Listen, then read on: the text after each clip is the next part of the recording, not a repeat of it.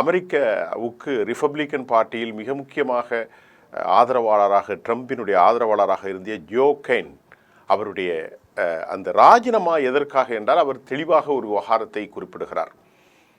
குறிப்பாக நீங்கள் சொல்ல போனால் இந்த போர் அமெரிக்காவுக்கு தேவை இல்லை என்று குறிப்பிட்ட ஜோ கென்ட் ஈரானால் எந்தவித அச்சுறுத்தலும் இல்லாத பட்சத்தில் இஸ்ரேலுடைய லாபி இஸ்ரேலுக்காக இத்தனை அப்பாவி உயிர்கள் இழக்கப்பட வேண்டுமா நாம் என்று அவர் ராஜினாமா செய்திருக்கிறார். ராஜினாமா செய்வதற்கு முன்பு அவர் ஜேடி வான்ஸ் துணை பிரசிடென்டோடு சந்தித்து பேசியிருக்கிறார்.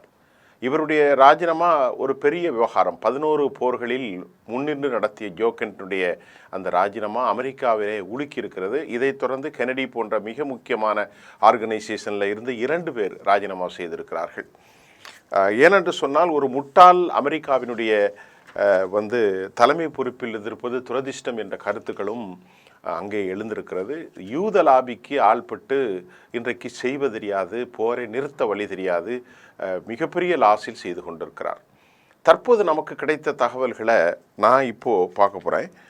ஈரானுடைய இந்த ஒரு வலிமையான தாக்குதல் காரணம் என்ன?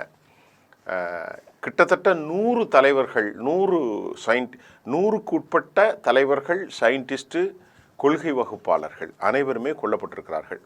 உங்களுக்கு நான் சொல்ல வேண்டியது சரியாக சொன்னால் உச்சபட்ச தலைவர் சையத் அலி கமெனி கொல்லப்பட்டிருக்கிறார்.